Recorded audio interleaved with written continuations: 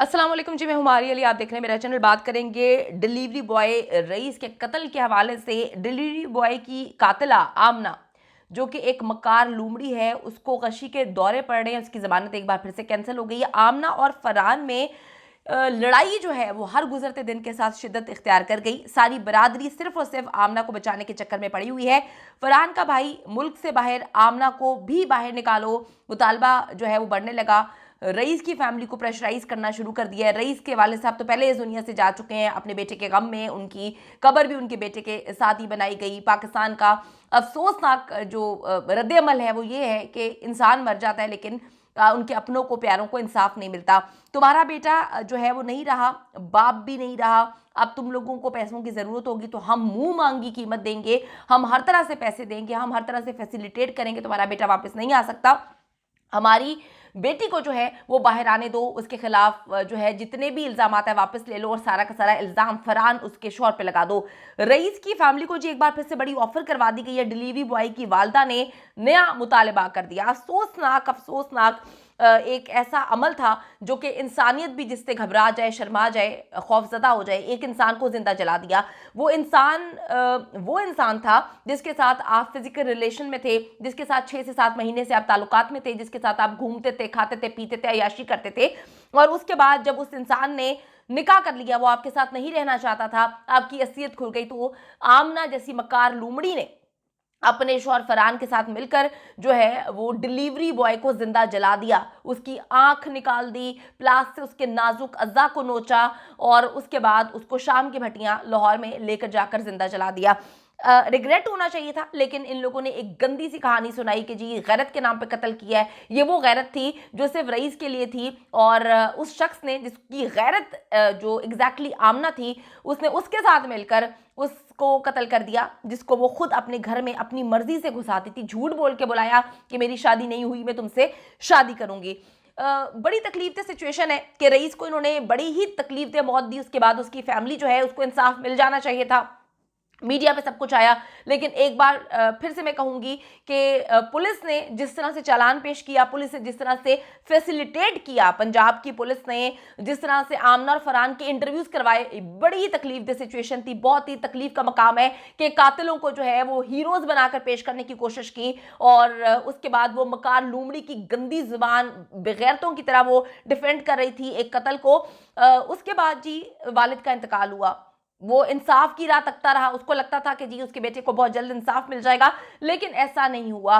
मुसलसल जी आमना की फैमिली जो है वो पैसों की ऑफर्स करवा रही है, बार बार पैसों की ऑफर करवा रही है, out of the court settlement के लिए प्रेशराइज कर रही है, डरा रही है, धमका रही है और सारा का सारा इल्जाम जो है वो फरहान पे डालने की कोशिश कर रही है। दूसरी तरफ फरहान की फैमिली जो है वो डिलीवरी बॉय रईस की फैमिली को फैसिलिटेट करने के लिए, पैसे देने के लिए और मामले को खत्म करने के लिए बार बार तंग कर रही है कि तुम्हारा बाप भी चला गया, तुम्हारा बेटा भी चला गया, वो वापस तो नहीं आ सकता, सारा कुछ आमना पे डाल दो। इनकी आपस की लड़ाइयां जो हैं वो ये होती हैं कि कभी एक का वकील डिलीवरी बॉय के घर जाता है, कभी दूसरे का वकील जाता है।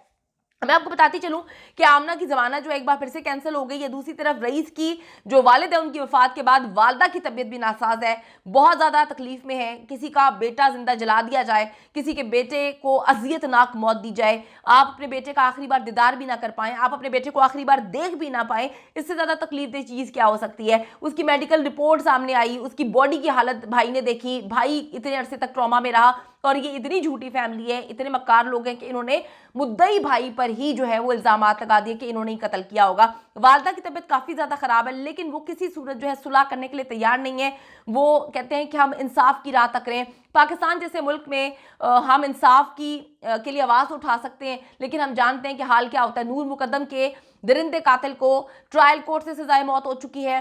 जाहिर जाफर दरिंदे को हाई कोर्ट ऑफ पाकिस्तान से सजाए मौत हो चुकी है, लेकिन सुप्रीम कोर्ट ऑफ पाकिस्तान में उसने केस जो है वो अपील की हुई है और अभी तक डेट नहीं मिल सकी। जब मेरी नूर मुकद्दम की फैमिली से बात होती है, वो जिस तरह से रोते हैं, मेरा दिल खून के आंसू रोता है। हम भी इंसान हैं, हमें भी तकलीफ होती है, लेकिन क्या करें, हम इस सिस्टम को तब्दील नहीं कर सकते। हम अपील करते हैं, जो भी इस वक्त गवर्नमेंट है, चीफ जस्टिस ऑफ पाकिस्तान, उनसे अपील करते हैं कि इस तरह के दरिंदों को जेलों में कैद मत रखें, इनको सजाएं दें और ऐसी खौफनाक सजाएं दें कि इनकी आगे वाली नस्लें याद रखें और जो दरिंदे हैं, जो किसी के साथ बुरा करने का सोचते हैं, उनको पता हो कि हम एक ऐसे मुल्क में है जहां पर चेक एंड बैलेंस है, वहां पे सजाएं मिलती हैं। अब जी आमना का वकील नई ऑफर लेकर जो है वो गया है कि तुम्हारा जो कमाने वाला है बेटा वो नहीं रहा, बाप भी चला गया, अपनी जिंदगी बेहतर करो, केस खत्म करो, हम करोड़ों रुपया देने के लिए तैयार है। लेकिन जो रईस की वालदा है अपने बेटे पर जुल्म, वो कहती हैं कि मैं कभी भूल नहीं सकती, हमारे बेटे को बहुत अजियतनाक तरीके से मारा है, जिस बेदर्दी से रईस को मारा गया है, उसके नाजुक अज़ा खींचे गए हैं, उसको जिंदा जलाया गया है, वो किसी भी सूरत काबिल माफी नहीं है। हम अपील करते हैं इस वक्त चीफ जस्टिस ऑफ पाकिस्तान से, वजीर आला पंजाब से, हम वजीर आजम अगर कोई गवर्नमेंट इस वक्त है उनसे अपील करते हैं कि खुदा के लिए इन दरिंदों को कैफरे किरदार तक पहुंचाने में मददगार साबित हो। इन्होंने एक इंसान को जिंदा जलाया है, एक इंसान की जो है बेहुरमती की है। जरा सा सबक सीखना चाहिए हमें समन अब्बास के कत्ल से, कि पाकिस्तानियों ने जाके जो है वो इटली में रहते थे, वहां पर कत्ल किया अपनी बेटी को, गैरत के नाम पे कत्ल किया, उसके बाद पाकिस्तान भाग आ गए और इटली की पुलिस ने जो है घसीटते हुए पाकिस्तान से उनको वहां पे लेके गए हैं और उम्र कैद की सजा दी है। तो कुछ समझे, कुछ सीखें, खुदा के लिए इन दरिंदों को कैफरे किरदार तक पहुंचाएं, ताकि आगे आने वाले दरिंदे जो है वो डरे, खौफ महसूस करें कि एक ऐसा मुल्क है जहां पे सजाएं मिलती हैं। अभी तो सबके जहन में ये है कि एक ऐसा मुल्क है जहां पे सजा नहीं मिलती, केस पे केस चलता है, डिलीवरी बॉय का बाप इस दुनिया से चला गया, खुदा ना खास्ता माँ को कुछ हो जाएगा, फिर कौन जवाब दे, कौन परसू करेगा केस को। तो बेहतर यही है कि हम इंसाफ का निज़ाम जो है वो यहाँ पर लागू करें और इन दरिंदों को कैफरे किरदार तक पहुंचाएं।